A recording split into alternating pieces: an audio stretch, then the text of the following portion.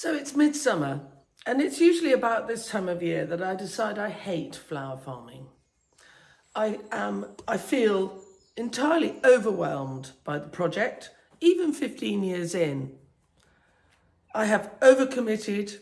I have flowers due here, there, and everywhere. I have people calling on my time for one thing and another.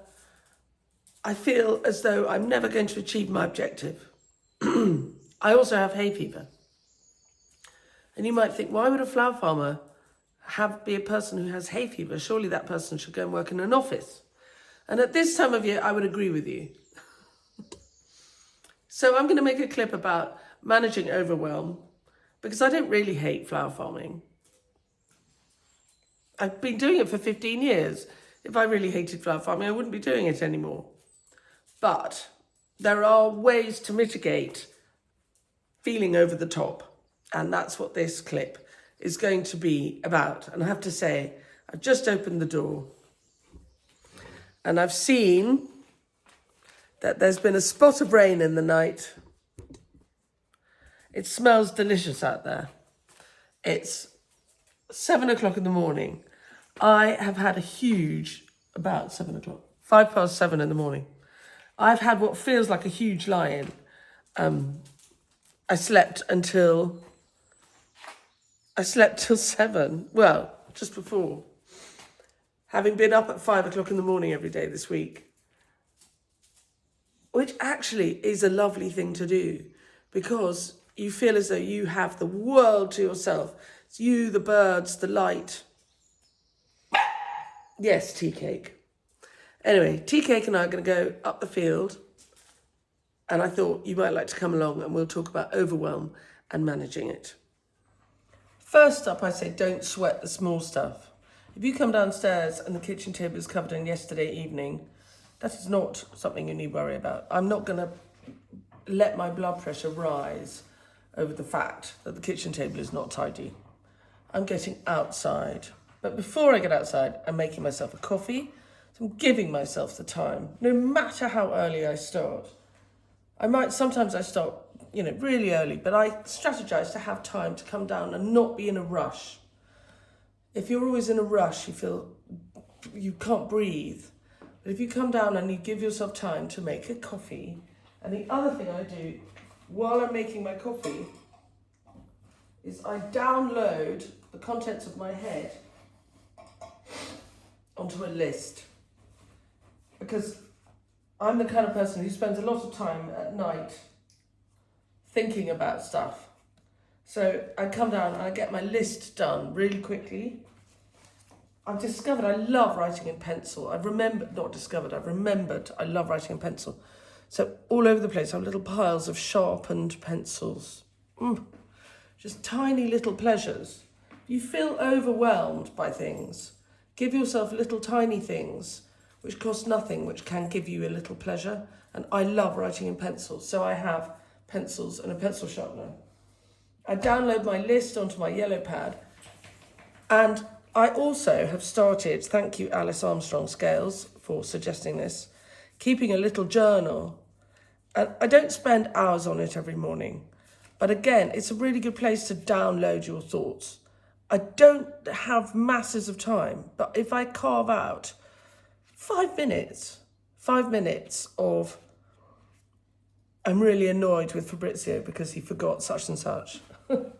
Or I wish I were better at managing money and I had budgeted for having to have a satellite dish sending signals up to the new studio.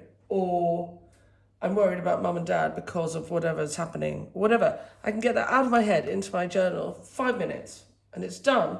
And anyway, that's 5 minutes when if the kettle's boiling and I'm making coffee, if I'm not concentrating, that's 5 minutes I can completely lose looking at my phone. And by looking at my phone and looking at my Instagram, all I'm doing is giving myself pressure. I was talking about this with my lovely students this week. I had a flower farming, we did a floral retreat workshop this week. And we had the time of our lives. And one of my students is a psychiatrist who works with young people. And we were talking about the effect of Instagram and generally social media on young people. And I think the effects are exactly the same on all of us. You fall into Instagram because you get a second, because you've got nothing else to do for 5 minutes. And in that 5 minutes, you are told time and time again how much better than you are everybody else is doing, and how the world is going to hell in a handcart, how the temperature has risen so high that we may as well all just go and jump in a lake and float, hopefully. All of that stuff, that's 5 minutes. So if I don't look at my phone, and for 5 minutes I download into my little my little journal, right, now I will go and do the day. So if you start the day in such a way that you're already pushing the overwhelming thoughts to one side and saying, just calm down, we will get to everything in time. Calm down, untidy kitchen table, you will be sorted out later. I'm having a coffee. I've made a list. Now let's get on with our day. And I think the other thing is to never think never think about yourself as a person who is overwhelmed, and that therefore you deserve something. So often people talk about, I deserve a lie-in, I deserve a break, I deserve, or I need, or I, one of the phrases I can't bear more than anything, I can't bear. When people say I can't bear it, I'd say, well, you can bear it because you're bearing it. You're not, you're fine. But I appreciate it's uncomfortable, the feeling of being overwhelmed. So I can give you ways to mitigate that feeling. But it is bearable. And another thing, a top tip, is to always arrange yourself to be wherever you need to be a tiny bit early. Whether that's downstairs making coffee in your own kitchen, or arriving at a wedding where you're installing the flowers, or going to meet a new client for a conversation about what you might be able to work with for them.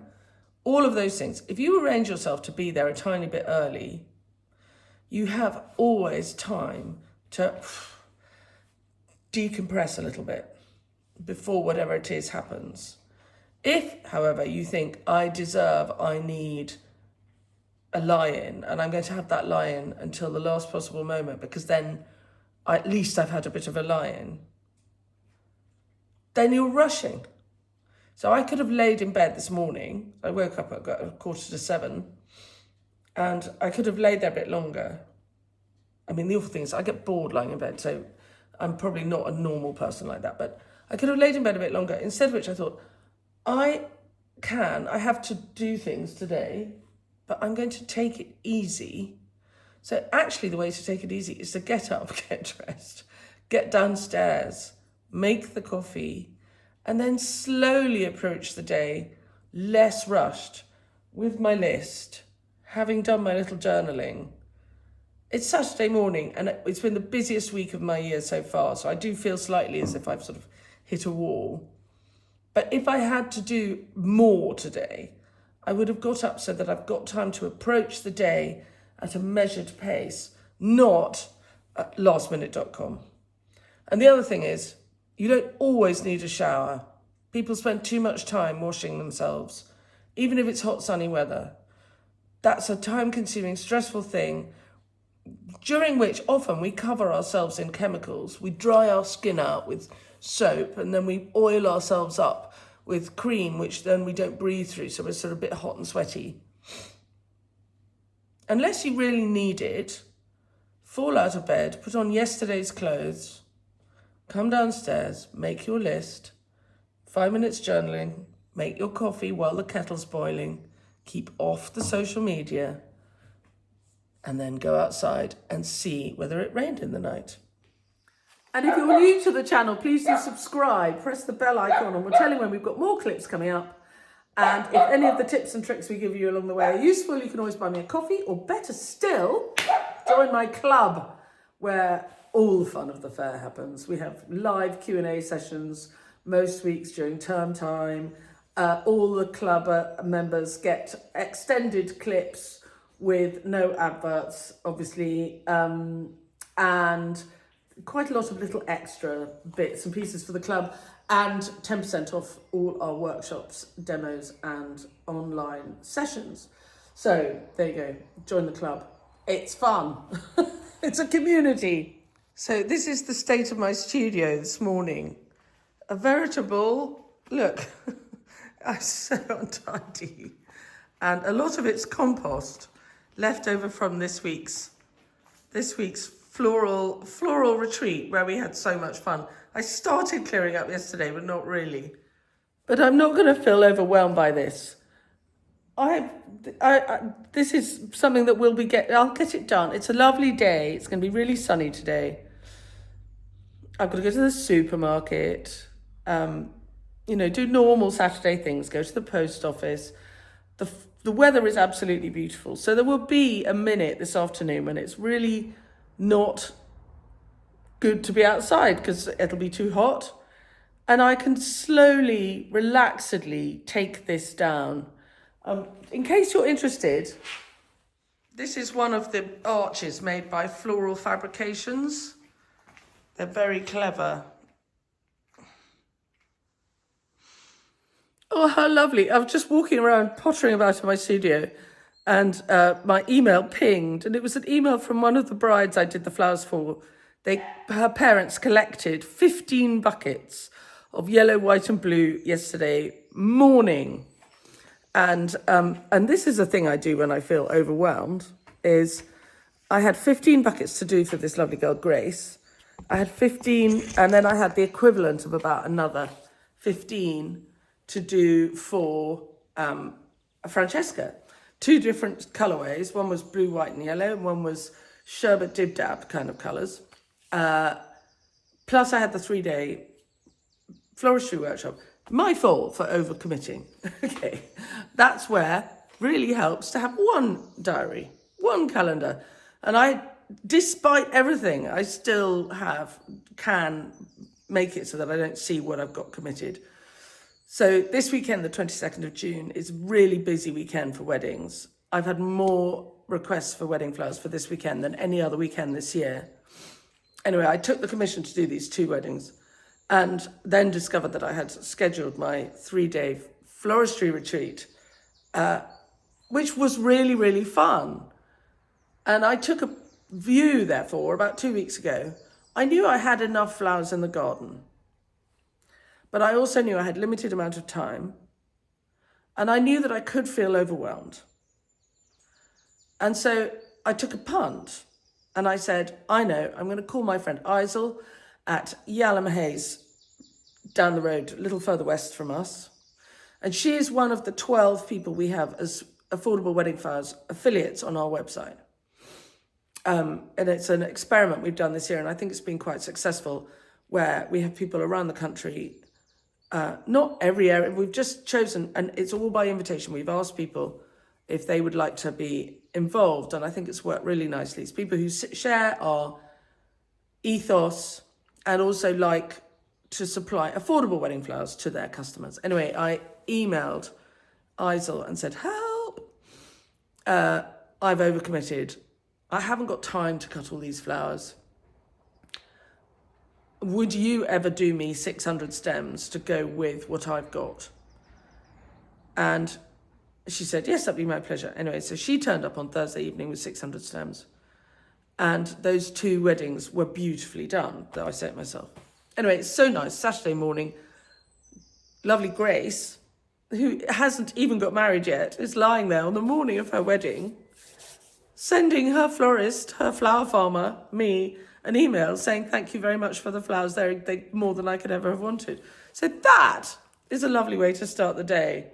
So my point is, look out for little pleasures and take them. When you feel overwhelmed, allow a little, I have a thing where I can kind of quarter my brain, and I keep a little place where I will be able to see, not be too busy, to see the tiger moths in the polytunnel, or take enormous pleasure in a little email that a girl sends me on her wedding morning to thank me for the flowers, or the glide of pencil over paper. Anyway, so I'm going to leave the mess in here. I'm going to go and cut some sweet peas because I was so knackered yesterday. I was supposed to do, on Thursday or Friday, I do flowers for Number One Bruton every week. And I'd had it. And I've been their supplier for a couple of years now, and I know them quite well. And so I did something I very rarely do, and I messaged Claudia and said, I'm really sorry, no flowers today. I'll get you flowers tomorrow. And of course she replied, that's fine, because your customers don't mind if you're going to change what you're doing a little bit. But what people do mind is if you don't say. People don't mind if you say, I'm really sorry, I'm coming tomorrow, I'm doing it differently, I'm making a different arrangement. So long as people know, they don't mind. So that's another thing to do. If you're feeling overwhelmed, go, actually, look, here's my list of commitments. Who won't mind if I don't quite do it today? And don't do it today. Tell them, and they'll be fine. Clubbers, I'm going to cut the sweet peas into these buckets. These little tin buckets cost absolutely nothing. And they don't look much now. But when they're full of sweet peas, they are really fantastic. And because you can keep the handle up, they're really easy. You can keep the handle up while you put the sweet peas in, and then they're easy to carry around. But always check, when I get these kind of buckets, when I order them, I fill them with water and leave them to stand for a bit, because sometimes they leak. If you leave them to stand for a bit and let them leak, and then empty them out, often they'll stop leaking. They won't be so leaky next time because they'll have rusted a bit, and the rust stops them leaking. But you can't, these two are all right, but you can put a vase inside them. I'll put a vase inside a bucket just to prevent the leak all over the client's polished furniture. So I've got my coffee, my snips, my sweet peas, and I'm going to take my time and I'm going to cut all of these lovely sweet peas for Number One Bruton. And then, because I'm always trying to put method in my madness, look at them. They're so enormous. They're much taller than me. This is not an ideal job for somebody who's only 5'2". But anyway, so I'm going to cut the sweet peas now, because then the weight of them will have been taken out of the tunnel, and then I'll water the tunnel. I tend to water my tunnels on Saturday mornings, but it's a good idea to cut the sweet peas first. So Number One Bruton will get sweet peas, whether they like it or not. I'm sure they won't mind. I should think they'll be happy. So Number One Bruton will get sweet peas. I get half an hour in here of calm time, and then they will be watered. And that's jobs done in a sensible order. And that's that's one of the reasons you can make a list. Make a list and go, I know I've got to cut the sweet peas, I've got to water the tunnel. If you just turn the plug on, water the tunnel, thinking, oh good, that's done, then I've missed an opportunity. Then all the sweet peas are wet. And look, so take time to decide what happens in which order on your list. And still, don't look at your social media. It's a waste of time. And all it does is raise your blood pressure. So put your phone down. And if you find that really difficult, this was a tip that Alice Armstrong gave me. And I do use it actually a lot because I've been writing. Thanks to her, I have done quite a lot of writing since, look at my shirt, since I saw her in September. And one of the tips she gave us to use was the top Pomodoro technique, where you set a tomato kitchen timer for half an hour and do a thing for half an hour, and then you can have a break and look at your social media if you want to, or check your emails, or whatever makes you feel as though you're doing something quickly.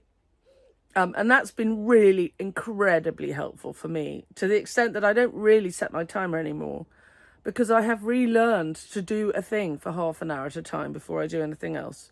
So I'm going to spend half an hour with my sweet peas and my cup of coffee and my snips and my tin buckets, and it's cool, and I get to take pleasure in the little things I see along the way, and I won't feel so overwhelmed.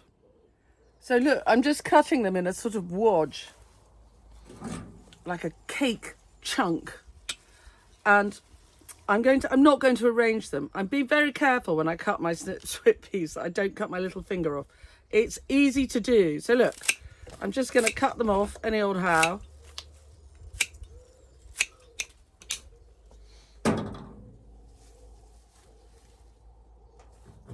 And here's my bucket. Move the thing up so you can see. Look, I could even turn, look at that. Now you really can see what I'm doing. And I'm going to put them, I've made a bunch as I go. And actually, having said what I said about having the handle up, I'm going to put it down because look, they're done. I could arrange them one by one, but actually the kind of slices of colour are quite dramatic. And this way I don't have to arrange at all.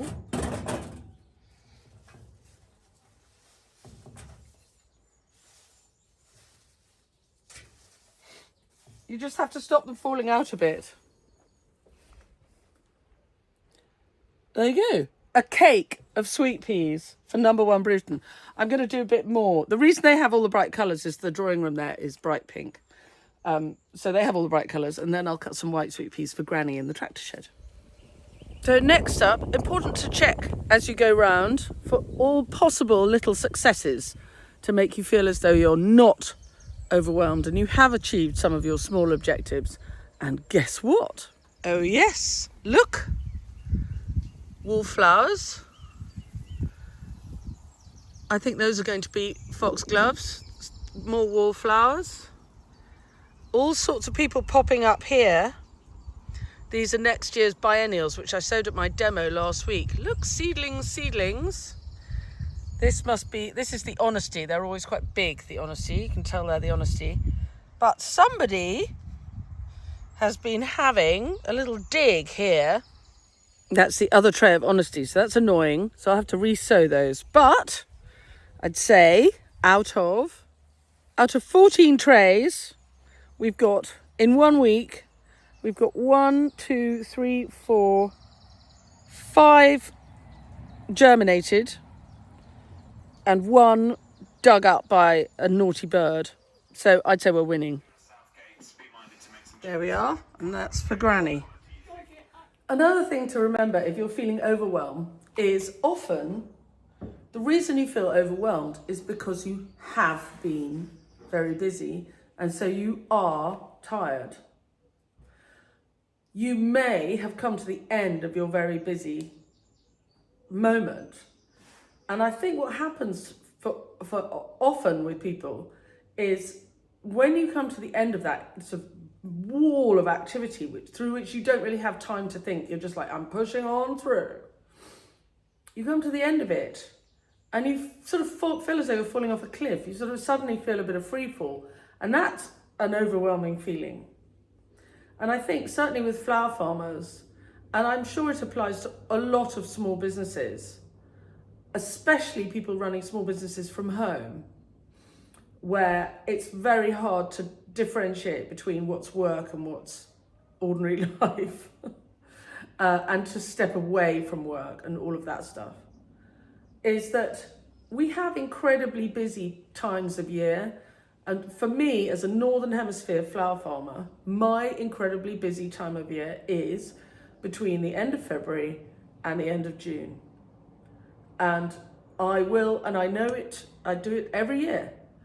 You know, those March, April, May and June are generally 4 months of 70-hour weeks plus. It's only 4 months. It's 4 months of working kind of fairly flat out. Then there are unexpected things that you have to do which are really fun and take a lot of energy. Really fun Chelsea Flower Show, where you have to leave your job and go and be somewhere else and do something else completely different. And you come back thinking, oh my God, I've got so much to catch up with. So the overwhelm, I think, builds through having a lot to do. And I remember I used to work in fashion a million years ago. I worked in Paris, and and the shows were like kind of regular points through the year where we would all kind of rev up into a state of high anxiety and then fall off a cliff at the end.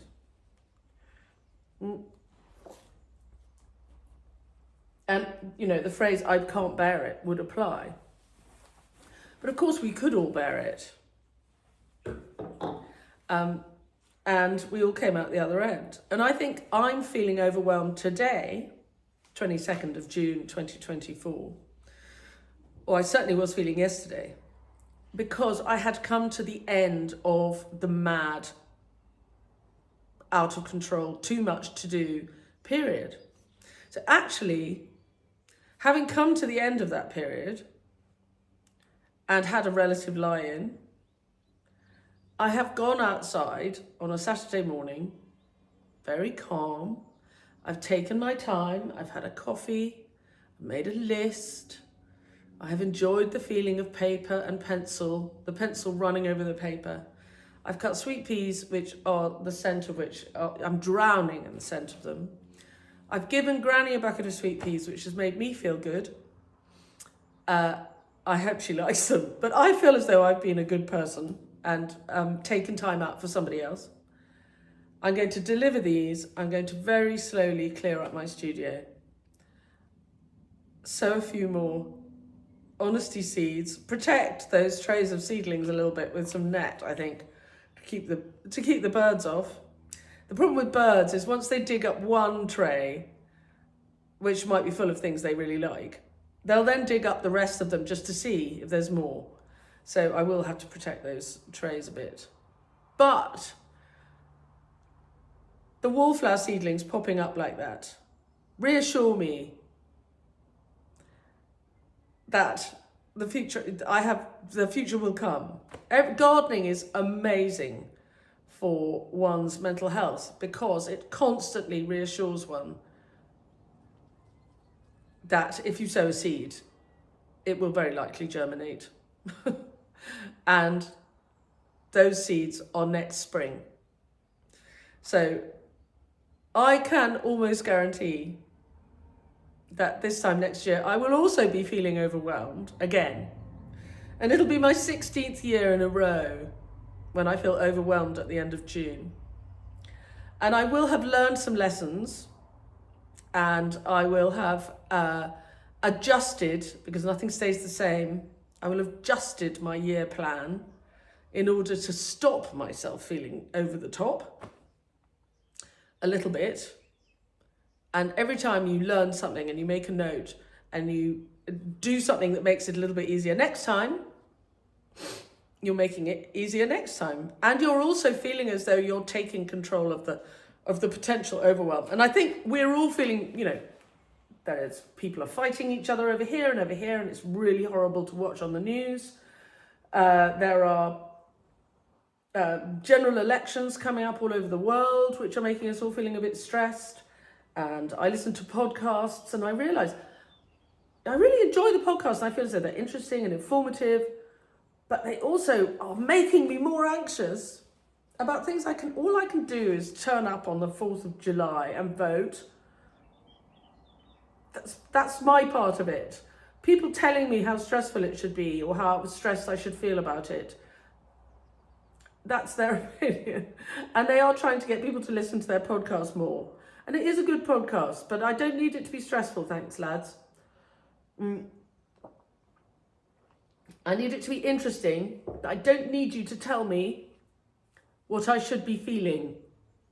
Everybody, I know what I can feel. I don't need to be told that I need to feel stressed about things. Thank you. And that if I don't feel stressed, there's something wrong with me. Thank you. I'm all about mitigating stress and moving on to the next thing. So if you're interested, I do have a Flower Farmers Year workshop, which I hold online from time to time. And do look at the website. I expect there's one scheduled for the autumn. And I can certainly help balance your year as a flower farmer and make it so that while you will always, certainly, there will be a tension between the need to get out there and grow the flowers and the necessity of managing your customers and serving them with whatever it is that you've sold them. And at this time of year, that tension feels strong. But I can help you manage your year so that apart from these weeks when we do work very hard and very long hours, and I think there is a bit of an inevitability with that because you're sowing, pricking out, planting out and harvesting all at the same time. And it is just for a couple of months that happens. And I'm afraid that's an inevitability if you're a flower farmer. If you then add onto your difficulties that you are a florist as well, me, then your time is very, very, you do find yourself spread a bit thin. But if you know that's going to happen, and you take time to remind yourself that you have survived it for 15 years, and so you'll very likely survive it again, that if you take time to make your lists and make sure that you get the things that really need to be done, you can park stuff that doesn't need to be done until later. For example, the state of my kitchen table, which is a metaphor for my desk, there are lots of things that I need to do. But I'm going to park them and I'm going to work through my list one thing at a time. If I need to set a timer to make sure I do it, I will. And it is 8:45. I've spent an hour and 3/4 cutting sweet peas, watering the sweet pea tunnel, having a little chat with Granny, making a big bunch for number 1 Bruton. I'm going to slowly work through my list. I might go to the supermarket and I'm not going to feel overwhelmed anymore. And I'm very much enjoying the fact that my lovely bride took the time to email me on her wedding morning to thank me for the flowers. And I feel reassured that I've done the right thing. And I'm glad that yesterday I invoiced for my first booking for 2025. So sowing the biennials is always a commitment. I feel like once I've sown my biennials, I'm committed to flower farming for another year. Because I do ask the question every year, I don't have to carry on. I could chuck it. You don't have to do anything. I could go and work somewhere else. I haven't worked for anyone else for a very long time. I think I'd be a really hard employee. But nevertheless, I could. But having the biennials coming for next year and having taken my first booking for 2025, I feel as though, right, on we go. And the overwhelmed feeling,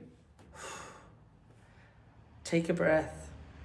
Take time to get things out of your head onto paper. Use the Pomodoro, set a timer and do a job for half an hour. Limit your social media use to work. It is something you do. So I will post later on today. It is Saturday the 22nd of June and I've done 2 weddings this week. So I will post about one of the weddings this evening at 6:00. And I won't really look at I'm not going to spend my time on social media all day. I know what I'm going to post about. I'll do that at 6:00. And I will then spend half an hour looking at what everybody else is up to. But I will have got through my day and achieved the things on my list and got them out of the way. And the polytunnels will be watered. And I will have tidied up in here. And at some point I might sit down and read a book. I might sit down and write a book. I might do all sorts of things. But I feel better. The overwhelmed feeling is... The thing that Alice Armstrong is very keen on is a breathing thing. She says if you're feeling kind of, when it's all up here, is to breathe in for 4, hold for 4, and breathe out for 4. And if you can do that for slightly longer, so breathe in for 4, hold for 5, breathe out for 6. The more you can do that, I find it really difficult to breathe out for longer than I've breathed in for. But it is a thing you can concentrate on while you're doing something else. So if you're feeling a bit, particularly if your job is sort of physical job like mine, I can breathe and work at the same time. So I can kind of count 1, 2, 3, 4, 1, 2, 3, 4, 1, 2, 3, 4, more slowly than that. And I find it very calming, walking up the field, pulling a trolley. It works, I promise you. Anyway, have a lovely day. And I'll see you all soon. Bye.